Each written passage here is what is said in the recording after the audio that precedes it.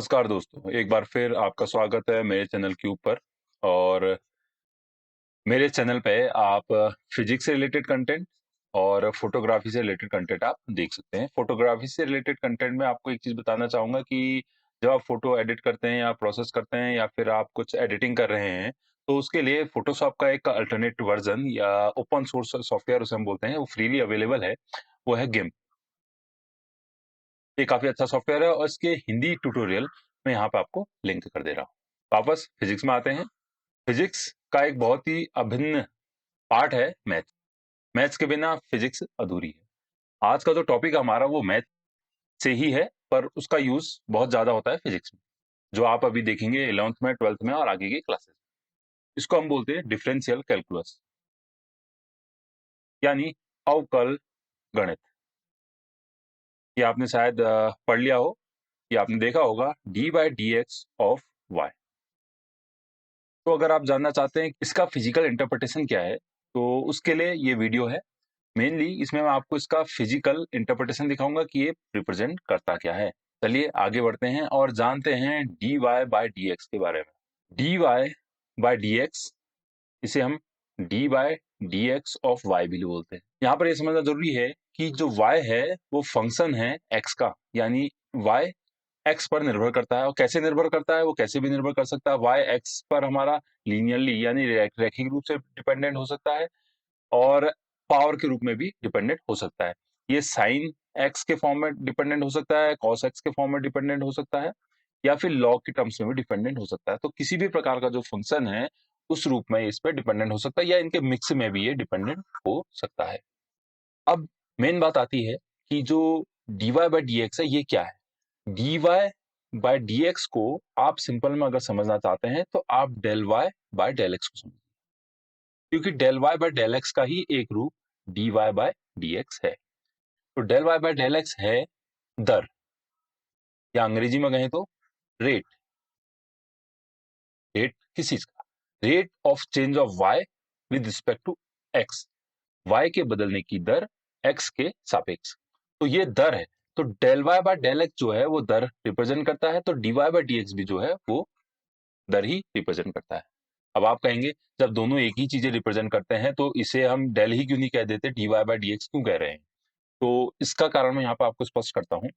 अगर y x पर linearly यानी रैखिक रूप से डिपेंडेंट है, कहने का मतलब y और x दोनों की पावर एक एक है, जो अधिकतम पावर है। तो ये कुछ भी हो सकता है, 2x प्लस सी, यानी एक रेखा का समीकरण होगा, c या कोई कांस्टेंट, ये एक रेखा का समीकरण होगा। अगर इस रूप में डिपेंडेंट है तो इसका जब हम del y by del x हम निकालते हैं तो ये हमारा एक नियतांक आता है। नियतांक यानी कांस्टेंट। इसको ग्राफ रूप में अगर हम समझें, तो अगर हम किसी भी रेखा का ग्राफ हम अगर ड्रॉ करते हैं, तो ग्राफ ड्रॉ करते हैं तो वो एक सीधी रेखा के रूप में है। और जो del y by del x है, इसे हम ग्राफ में अगर देखें तो उसे उसका हम एम कहते हैं। एम यानी प्रवणता, प्रवणता यानी स्लोप, और स्लोप को सिंपल हिंदी में हम कहते हैं ढाल। ढाल किसकी? उस रेखा की। ये जो हमारी रेखा है इसकी ढाल। तो इसकी ढाल आप देखेंगे सब जगह समान ही है, क्योंकि एक सीधी रेखा है।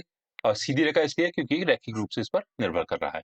तो इसकी जो ढाल है वो नियत आएगी। ज्यामिति में इसके लिए हमारा फॉर्मूला जो है वो इस प्रकार का होता है, जैसे इसमें अगर 2 पॉइंट्स हैं, ये और ये, अगर ये पॉइंट है x1 y1 और ये है x2 y2, तो m जो ढाल का जो फॉर्मूला हो जाता है वो हो जाता है y2 माइनस y1 यानी y में परिवर्तन बट्टे x2 माइनस x1 यानी x में परिवर्तन। तो यहाँ से सीधे हमारा ढाल निकल जाता है। ढाल ये वही नियतांक है m। तो यही हमारा del y by del x है, और इस केस में, रेखा के केस में, यही हमारा dy बाय dx भी हो जाएगा जब ये रैखिक रूप से निर्भर होगा। लेकिन क्या होता है जब y इस पर रैखिक रूप से निर्भर नहीं करता, बल्कि इसके पावर के फॉर्म में या इस रूप में निर्भर करता है, तब क्या होगा? देखते हैं अगली स्लाइड में।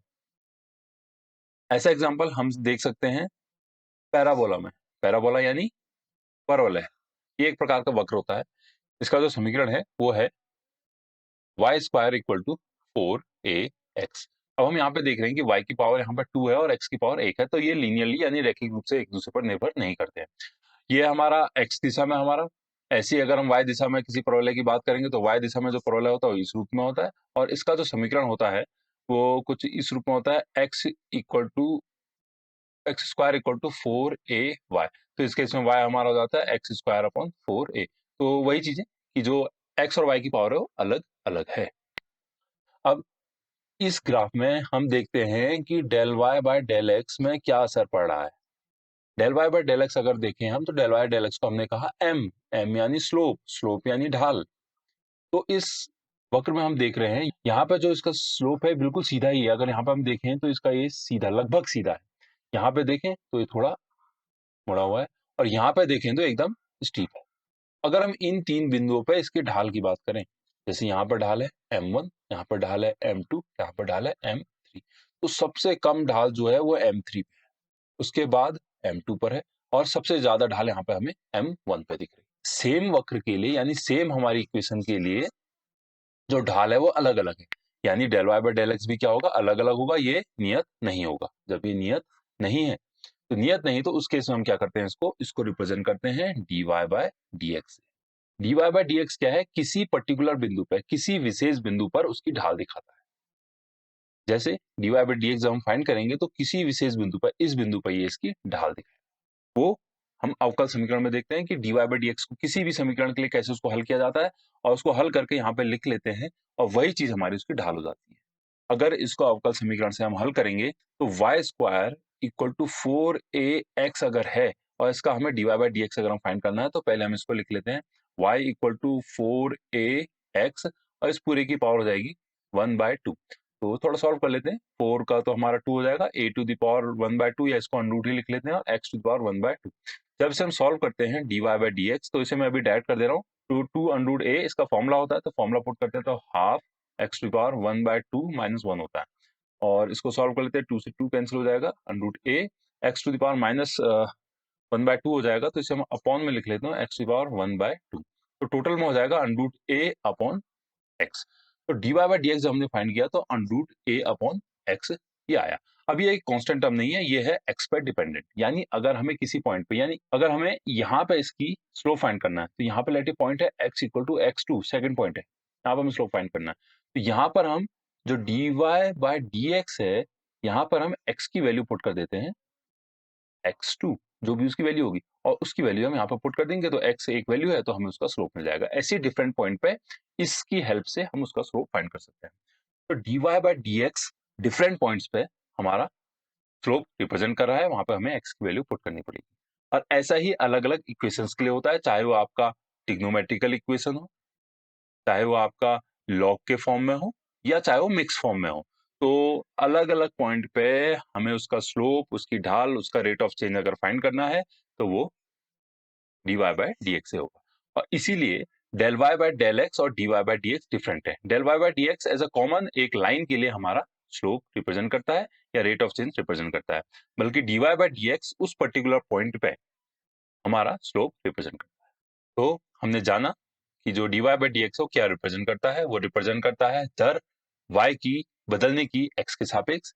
इसे हम m भी कहते हैं, स्लोप भी कहते हैं।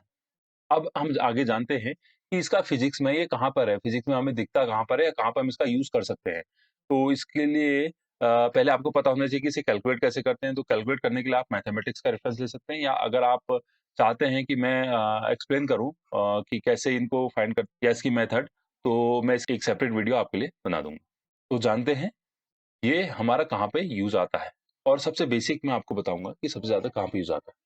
सबसे बेसिक, आपने सबसे जो पहला जो सूत्र पढ़ा होगा वो होगा वेलोसिटी का, यानी वेग का। तो वेग इक्वल टू, यानी वेलोसिटी इक्वल टू होता है डिस्प्लेसमेंट अपॉन टाइम।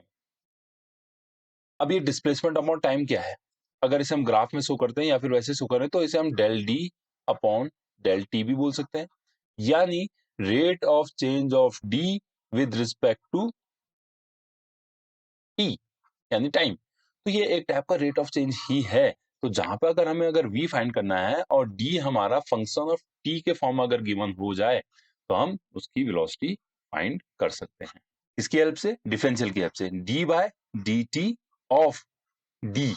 अब यहाँ पर अपॉन में t आ गया और यहाँ d आ गया, क्योंकि d जो है फंक्शन ऑफ t है। अगर इसे हम फाइंड कर लें तो ये हमारी वेलोसिटी हो जाए। ऐसे ही अगर हमें अगली क्वांटिटी देखें, जैसे कि एक्सलेशन का फॉर्मूला होता है हमारा V2 minus V1 upon del T, या फिर इसे हम बोल देते हैं del V upon del T. तो ये again rate of change of V है विद रिस्पेक्ट टू टी। तो जहां पर भी इस टाइप का आएगा और V हमारा जो है डिपेंडेंट होगा टी पे, तो फंक्शन ऑफ टी हो जाएगा। तो यहाँ पर हम easily d upon D t of V find कर सकते हैं, और ये जैसे हमारा फाइंड हो जाता है तो हमें उसकी वेलोसिटी मिल जाएगी फंक्शन ऑफ। अब यहाँ पे आप एक चीज आप देख रहे होंगे कि वहां पे था d by d x of y, जहां पे y फंक्शन है x का, तो यहाँ पे v फंक्शन है t का, तो dv बाय dt हम फाइंड कर लेंगे। तो ऐसे हम फाइंड कर सकते हैं अलग अलग फिजिकल क्वांटिटीज, अगर हमें उसका फॉर्मूला इस फॉर्म में मिलता है और वो डिपेंडेंट है इस फॉर्म में किसी और क्वांटिटी। दोस्तों, अगर आपको ये वीडियो पसंद आई हो तो वीडियो को लाइक कीजिए, चैनल को सब्सक्राइब कीजिए और नोटिफिकेशन बेल आइकॉन पर क्लिक कीजिए, जिससे आपको लेटेस्ट वीडियो का अपडेट मिल सके। इसे अपने उन दोस्तों, उन रिलेटिव्स के साथ शेयर कीजिए जिनको इसकी जरूरत है। Thank you for watching you.